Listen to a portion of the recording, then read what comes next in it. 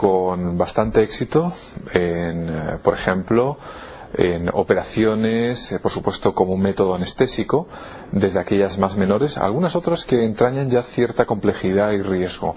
Entre las menores y de diario se podría citar perfectamente, por ejemplo, el de tipo odontológico, para extraer piezas dentarias, incluso para otro tipo también de acciones que los dentistas, por supuesto, ejercen. Pero también se ha utilizado con bastante éxito en operaciones quirúrgicas, algunas, por ejemplo, una apendicitis, extracción de quistes, es decir, tiene una serie de aplicaciones que hoy por hoy parece que por todos los medios que es un campo todavía por explorar. Y ya que estamos esta noche en el otro lado de la realidad poniendo en marcha una regresión hipnótica, le preguntábamos por la fiabilidad de la información que se recibe o se puede recoger a través de las regresiones hipnóticas. Existe mucha controversia acerca de las regresiones hipnóticas porque al parecer lo que pretenden es retroceder de alguna manera a otras vidas que uno supuestamente ha tenido. En mi experiencia personal no deja de sorprenderme que la mayor parte de las personas que sufren ciertas regresiones siempre escogen, por así decirlo, ser los personajes o los protagonistas de historias muy interesantes en el antiguo Egipto, en Roma o bien en épocas del Renacimiento en los que la verdad parece más propio de una película o el argumento de un buen guión de cine. Respecto a los falsos recuerdos, es una figura cierta, existe además en muchísimos campos. Existe en el campo, por ejemplo, de los abusos sexuales o de otro tipo de acontecimientos que muchas veces solo han ocurrido en la mente de las personas. Pero lo interesante respecto a esto es que aquellos que tienen estos falsos recuerdos los viven realmente como si fuesen parte de su vida. Por lo tanto, no distinguen hasta qué punto son falsos y hasta qué punto son no ciertos. Por lo tanto, provocan grandes conflictos, por ejemplo, desde el punto de vista legal, a la hora de poder valorar ciertas situaciones. La ciencia, la psicobiología, ha adelantado bastante en los últimos 2 o 3 años, y de hecho hay un número de experimentos, especialmente con la tomografía de emisión de positrones, que es una técnica analítica por el que se puede ver la actividad cerebral, porque se ha visto algo muy curioso.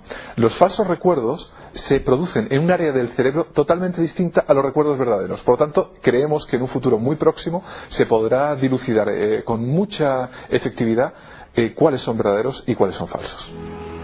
No le podemos hacer una tomografía a María José en estos momentos. Cuando avance un poco más la tecnología lo intentaremos, pero vamos a ver si este recuerdo que nos va a ofrecer ahora nos arroja alguna luz sobre algún aspecto, bueno, de su vida o hipotética vida anterior, porque eso es lo que vamos a intentar. Ricard, hemos llegado ya a ese momento anterior al nacimiento y sí, le vas a conducir a un estado de tiempo anterior.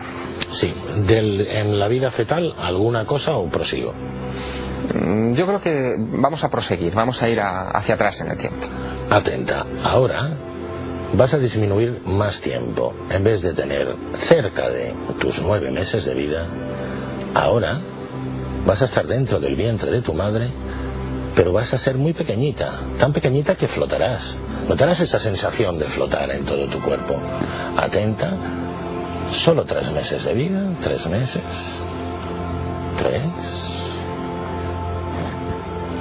y disminuyendo ese tiempo, disminuyendo. 2 meses, te vas haciendo muy pequeñita, muy pequeñita. 1 mes, muy pequeña eres. 15 días, 3 días de vida. Ahora, atenta, cuando yo te vuelva a contar hasta 3, irás al instante, a ese momento que se generó tu vida. 1, 2, 3. En ese instante. Y dime ahora en ese instante, ¿qué es lo que ves? ¿Qué ves en ese instante? Háblame, puedes hacerlo, háblame. ¿Qué estás viendo? ¿Qué ves? ¿Qué ves? No puedo ver bien. ¿Qué ves? Dime qué ves. Está azul. Todo está azul. Está azul. Ahora, un poco más atrás, antes de ese momento, antes, ves hacia otro plano, hacia donde te lleve tu recuerdo. hacia atrás. Ahora. Y cuéntame todo lo que ves. Todo. Todo. Hay tierra. Hay tierra. ¿Y qué estás viendo? Dime lo que estás viendo. Cuéntame lo que ves. Vamos caminando. Caminando. ¿Quiénes vais caminando? Va una mujer. Sí. Tiene un cántaro. ¿Y tú? Yo no tengo nada en las manos. ¿Tú eres mujer? Sí, pero muy chiquitita. ¿Qué edad tienes? 3 años. ¿Y dónde estás? ¿En qué sitio estás? ¿En dónde? Muy lejos. Es de día, hay un mercado y tengo una ropa más fea. ¿Cómo es esa ropa? Y parece saco. Parece un saco, no tiene saco? ni forma. Sí. Ahora dejas de verlo y lo vives con una intensidad total, porque estás ahí, porque vuelves a vivirlo con total intensidad, ese recuerdo. Ahora. Vámonos, vámonos. Vámonos para casa, yo no quiero comprar nada. Vamos, vamos, vámonos. ¿Qué hay a tu alrededor? ¿Qué ves? Y están vendiendo cosas y gritan la gente, gritan, ¿Qué gritan? mucho. ¿Qué gritan? Hay un hombre que está corriendo. ¿Por y van qué? detrás de él como unos soldados. Hay unos soldados que van detrás de ese hombre. Sí. Y las calles son estrechas, son antiguas. Ahora Sí. vas a guardar ese recuerdo, sueño. Ha hecho uno de los típicos pasos después del feto, se ha instaurado en una historia que podríamos, a partir de ahí, el tipo de preguntas, cómo le pregunte y hacia dónde la lleve, pues nos irá enriqueciendo.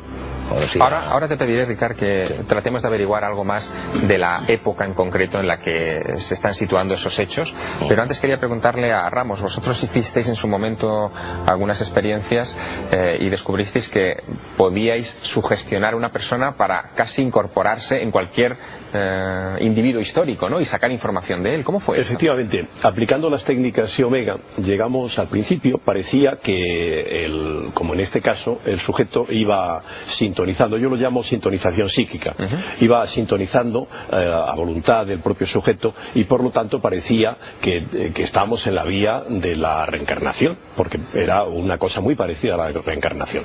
Hasta que descubrimos que se puede forzar a voluntad un personaje u otro. Es decir, nosotros elegimos una lista de 2000 personajes históricos y lo hacíamos por sorteo y lográbamos que el sujeto sintonizase con uno u otro.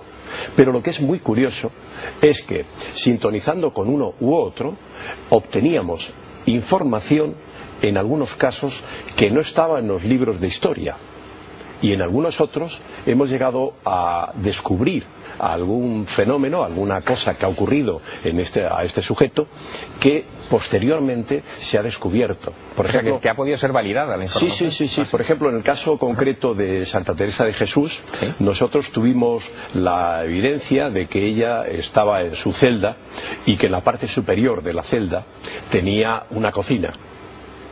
Y nosotros fuimos allí al monasterio y nos dijeron que no, que nos enseñaron la celda, que no había ninguna cocina. Volvimos al cabo de unos cuantos años y unas obras posteriores descubrieron que en la parte superior de la celda sí había una cocina.